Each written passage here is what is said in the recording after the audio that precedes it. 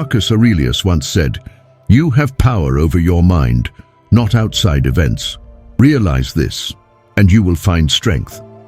Are you familiar with the frustration of a mind cluttered with noise, the agony of indecision, or the paralysis by analysis that comes with overthinking?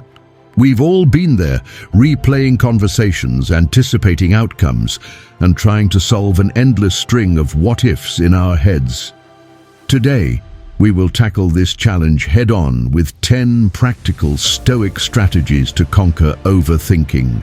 If you're looking for ways to break this cycle and reclaim your mental space, make sure to hit the notification bell and subscribe. Now, let's dive in. 1. Visualize your overthinking as an external force.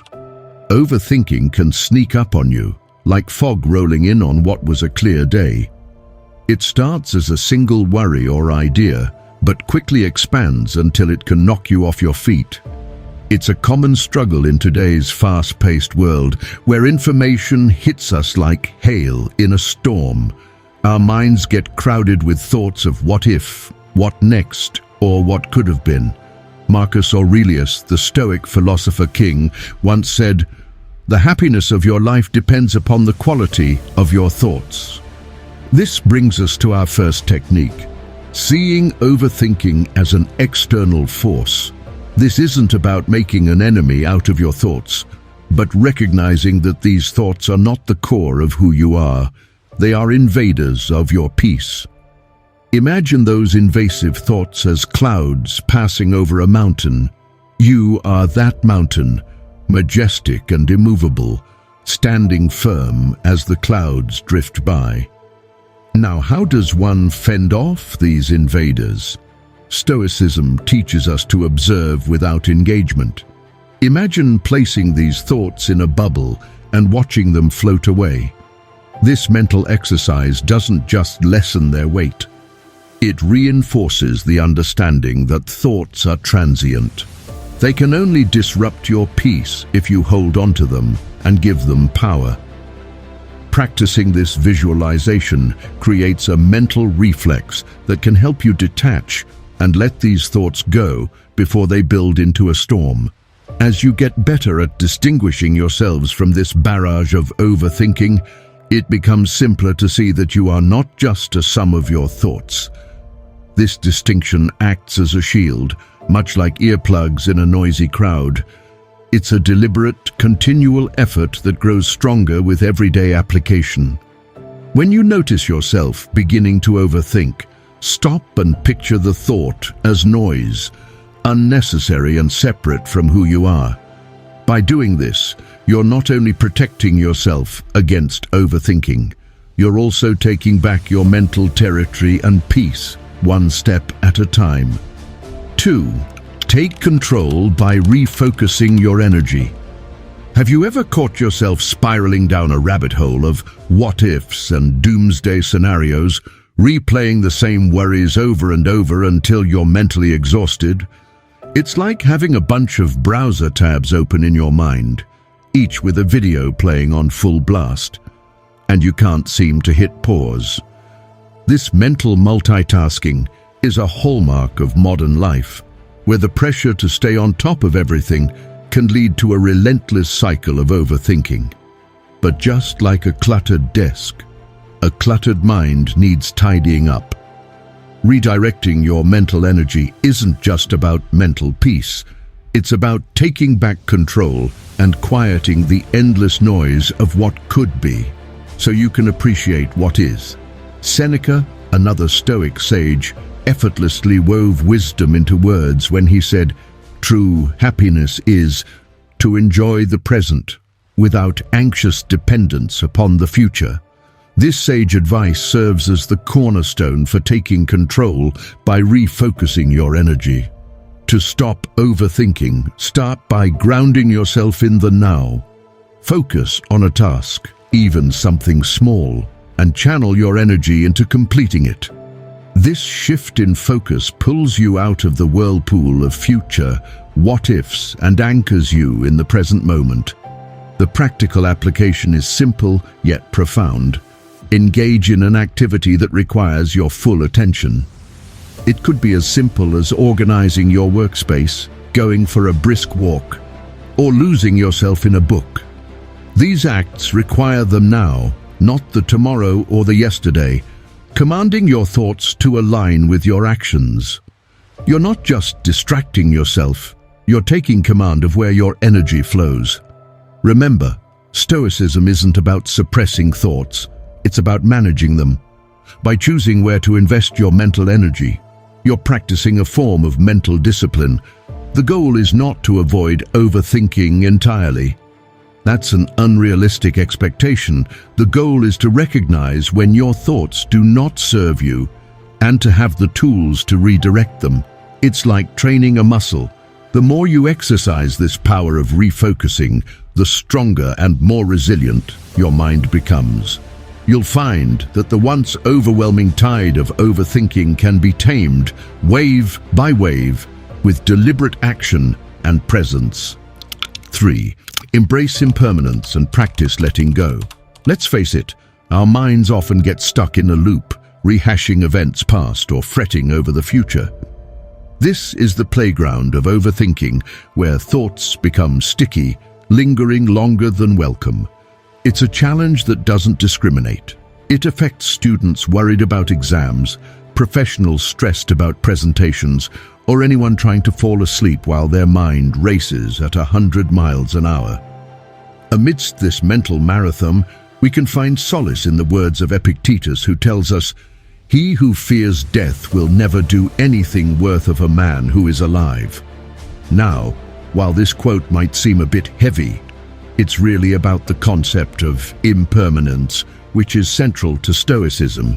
Everything changes, and this includes the thoughts that seem so persistent in our heads. When we overthink, we often cling to our thoughts as if they are permanent fixtures in our lives. Embracing impermanence means understanding that thoughts come and go. They are not eternal. This insight can be a beacon of hope when you feel ensnared by overthinking. Practically, embracing impermanence means cultivating a habit of letting go. It's a kind of mental decluttering, where you consciously release the thoughts that don't serve you. You could do this by envisioning a river where each thought is a leaf on the water's surface, drifting away. Or maybe you see them as clouds, ever-changing, reshaping, and eventually moving on. This visualization not only provides immediate relief, but also instills a deeper understanding that the nature of thought is to change. Making this practice a part of your daily routine can transform your relationship with your thoughts. It's not about forcing them out, but rather allowing them to leave. Letting go isn't giving up. It's an act of courage. It means you're choosing to not let redundant thoughts rent space in your head, rent-free. As you get better at this, you'll notice a newfound mental space, a quietness that was always there, just hidden beneath the noise of overthinking. Embracing impermanence isn't just a technique, it's a shift towards a more peaceful and present way of living. 4. Create a worry period. It's a common human experience to have worries nagging at the back of our mind, persistent like the hum of a refrigerator, always there, sometimes barely noticeable, but unmistakably present. These worries can hijack our thoughts at any hour, often when we're trying to concentrate on work, enjoy time with friends, or even when we're trying to sleep. It's like our mind is a stage, and these concerns are the uninvited actors who won't leave. But consider this wisdom from the Stoic teacher, Epictetus. If you want to improve, be content to be thought foolish and stupid. This quote may seem off track, but it's a bold reminder to prioritize our peace of mind over succumbing to worry in fear of seeming complacent or naive. Creating a worry period is a strategic way to give these concerns their moment on the stage, but only during the encore, not the main act. Set aside a specific time each day, maybe 20 minutes in the afternoon, when you're allowed to give these worries your full attention. During this designated time, you dive into your worries, scrutinizing them, understanding their roots, and maybe even jotting them down. What are you really worried about? How likely are these scenarios? What can you do about them? This focused session often reveals that many of our worries are like shadows, seemingly large but without much substance when you face them head-on. This process also teaches your mind that there's a time and place for worry, and it's not all day, every day. And then, when the worry period ends, you move on. You've given your worries their allotted time and now you put them aside. By compartmentalizing in this manner, you can regain control over your day. The goal isn't to stop worrying completely. That's impossible. But by containing your worries, you reduce their impact on your life. This technique is like tidying your mental room, putting thoughts where they belong, and enjoying the tranquility of ordered space. You'll likely find that worries lose their power when they're not allowed to roam free, and life becomes a bit lighter, a bit more enjoyable. 5. Break down overwhelming thoughts into actionable steps. When overthinking strikes, it can feel like we're carrying the weight of an enormous boulder. The size of our worries seems to match the weight of the world, and we're pinned under the heavy cloud of our own thoughts. This sensation is not unique to us. It's a shared human condition, exacerbated in a world that demands high performance in all areas of life: work, relationships, personal growth, and social status. The pressure to excel can paralyze us with indecision and fear. As a guiding light through this fog of overthinking, Marcus Aurelius once offered, "The impediment to action advances action. What stands in the way becomes the way." This profound insight forms the bedrock of our fifth technique, transforming overwhelming thoughts into actionable steps. When your mind is racing with a big worry or a complex problem, the trick is to slice it down into smaller, manageable pieces. Ask yourself, what's the very next step I can take? Not all 5, 10, or 20 steps down the line, but just the next one. Acting on just one small step may seem trivial, but it's a powerful antidote to overthinking. By focusing on one action, you redirect energy from worrying to doing. It's a bit like untangling a giant knot by working on one small tangle at a time. You aren't dismissing the complexity of your concerns. You're navigating through them with purpose and precision. The beauty of this technique is in its simplicity and effectiveness. Each small step you take builds momentum, and as you look back, you realize that boulder of worry is now a pile of pebbles you've crossed over, one step at a time. This method teaches patience, resilience, and trust in one's ability to confront challenges head-on. Suddenly, what once seemed insurmountable is behind you, and your overthinking is replaced with a sense of accomplishment and clarity. 6. Shift your perspective to gratitude.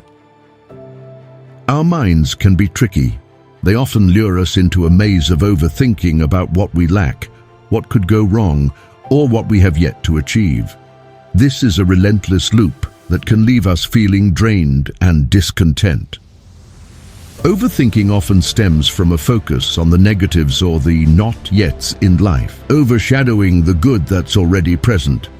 Seneca once said, "True happiness is to enjoy the present, without anxious dependence upon the future." This nugget of Stoic wisdom is a call to shift our perspective from lack to abundance, from overthinking to gratitude. It's about recognizing the value of the present moment and the many blessings we often overlook when we're busy worrying about what's to come. The practice of gratitude pulls us out of the ruts of our minds and plants us firmly in the rich soil of now, where life is actually happening. To make this shift, start by acknowledging 3 things you're grateful for each day. They don't have to be grand, they just need to be genuine. It could be as simple as a delicious cup of coffee, the comfort of your favorite hoodie, or a message from a friend. This simple practice can pivot your mind away from the cycle of overthinking and towards a sense of appreciation for what is right now in your life. By anchoring yourself in gratitude, you're not only silencing the noise of overthinking, but also enriching your daily experience. Gratitude magnifies the positive in our lives and can slowly but surely transform our inner dialogue from one of scarcity to one of abundance. Over time, this new perspective can change how you approach life's challenges, turning them into opportunities to further recognize and appreciate what's already good in your world. This isn't just about feeling better in the moment. It's about building a foundation of contentment that can sustain you through the inevitable ups and downs life throws your way. 7. Focus on effort, not outcome. Overthinking is often the result of our mind's dance with the future, its outcomes, its what-ifs, and its relentless possibilities of failure and disappointment. This projection into the future can paralyze us with fear, as we obsess over the potential consequences of our actions rather than the actions themselves. We live in an outcome-driven society where the end often justifies the means, and this can make us believe that if the outcome is uncertain, the journey is not worth embarking on. Yet a Stoic quote by Epictetus provides us with a clear directive. Don't explain your philosophy, embody it. Stoicism teaches us to focus on our efforts and intentions rather than the outcomes we can't control. This doesn't mean we should not set goals or aspire to achieve great things, but it does mean that the true value lies in the quality of our effort, the integrity of our actions, and the virtue with which we navigate our path. To apply this technique, whenever you find yourself overthinking about the potential results of your efforts, consciously redirect your thoughts to the effort itself. Ask yourself, are you doing your best? Are you acting with good intent? Are you staying true to your values? This approach is about being fully present in the process, putting in the work, and knowing that is where your responsibility ends. This focus on effort can liberate us from the chains of overthinking. It allows us to be in the moment, to give our best without the heavy shadow of what could be darkening our experience. It transforms our actions from mere steps towards an outcome into expressions of our character and commitment. With this shift in focus, you find that your path is not just a means to an end, but an embodiment of living with purpose, where each step is an accomplishment in itself.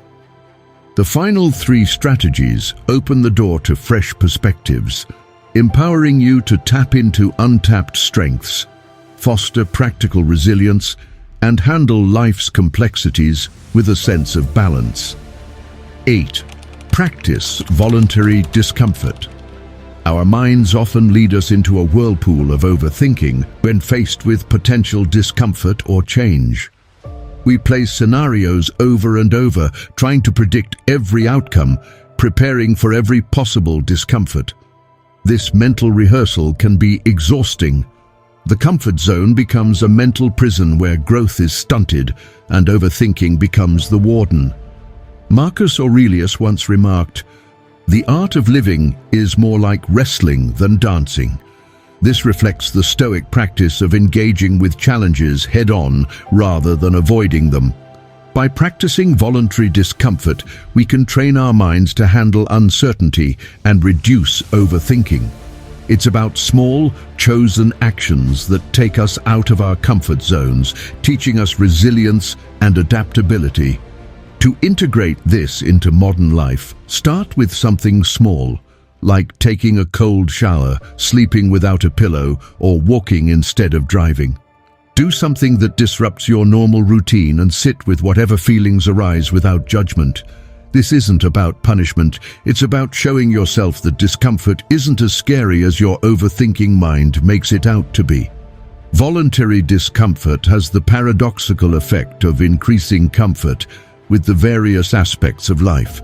By routinely stepping into what's uncomfortable, the unfamiliar becomes familiar, and the mind learns to quieten. It becomes less reactive to change and more focused on what can be controlled: your responses. This powerful shift in perspective not only lessens overthinking, but also builds a core of inner strength that is unshaken by the ebbs and flows of life's circumstances. 9. Reflect on the transience of life. When we're caught in the storm of overthinking, it's often because we've zoomed in too closely on the minute details of our lives, losing sight of the bigger picture. Our thoughts become a tangle of what if this happens or what if that doesn't work out, causing us to lose perspective. This microscopic view can make even the smallest issues appear insurmountable, consuming our mental space and energy. Seneca once wrote, "We are not given a short life, but we make it short, and we are not ill-supplied, but wasteful of it." This poignant reminder encourages us to reflect on the fleeting nature of our existence.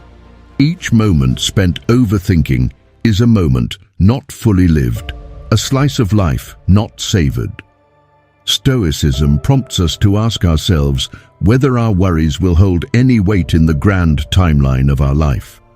To counteract overthinking, then, we should regularly take a step back and consider our life in its entirety. Recognize that many of the things that consume our thoughts are transient and, in the long run, insignificant. When you feel overwhelmed by your thoughts, pause and remind yourself that life is fleeting. Ask if this moment of overthinking is truly worthy of the limited time you have. By contemplating the transience of life, we naturally prioritize our experiences and concerns. This isn't a call to become morose or indifferent, but rather to cherish the present and to focus on what truly matters. It's a powerful antidote to overthinking because it aligns our attention with the present, enriches our appreciation for them now, and diminishes the weight of future-focused anxieties. Let the ephemeral nature of life not be a source of anxiety, but a canvas on which you paint with the vivid colors of presence and engaged living. 10. Seek wisdom from outside yourself. Our own minds can sometimes feel like a maze where each turn leads to more confusion and overthinking. We try to solve a puzzle, only to find that the pieces keep multiplying, leaving us feeling stuck. This is the problem of overthinking in a nutshell. A cycle that starts and ends within the confines of our own thoughts, often without a clear exit. Seneca, a man celebrated for his wisdom, said, "Consult your friend on everything, especially on those matters concerning yourself. His counsel may then be useful where your own self-love might impair your judgment." These simple words encapsulate a profound truth that can help navigate the stormy seas of overthinking. Stoicism teaches us that seeking insight from outside ourselves can break the cycle of rumination. It could be the fresh perspective of a friend, the impartial advice of a mentor, or the timeless wisdom found in literature. To apply this in a modern context, look for people whose opinions you trust and respect. It could be someone from your circle or a professional with the experience to guide you. Sharing your thoughts with them can help in two ways. It provides clarity as you articulate what's in your mind, and it opens the door for objective feedback that you may have missed while overthinking. This technique does more than offer practical solutions. It reminds us that human connection is invaluable. When we share our burdens, they often become lighter. This is not a weakness, but a recognition of the collective strength we have as social beings. Let the wisdom of others be the light that guides you out of the shadows of overthinking. With each conversation, you'll find the puzzle becoming easier to solve, not because the problems are any less complex, but because you are no longer trying to solve them in isolation. Which of these methods resonated with you? Let us know your reflections in the comments. Today's insights are but stepping stones in our shared path of intellectual growth. If you value the pursuit of wisdom, please subscribe and give the video a thumbs up. Together, let us persist on this path, constantly seeking the wisdom the Stoic masters have set before us.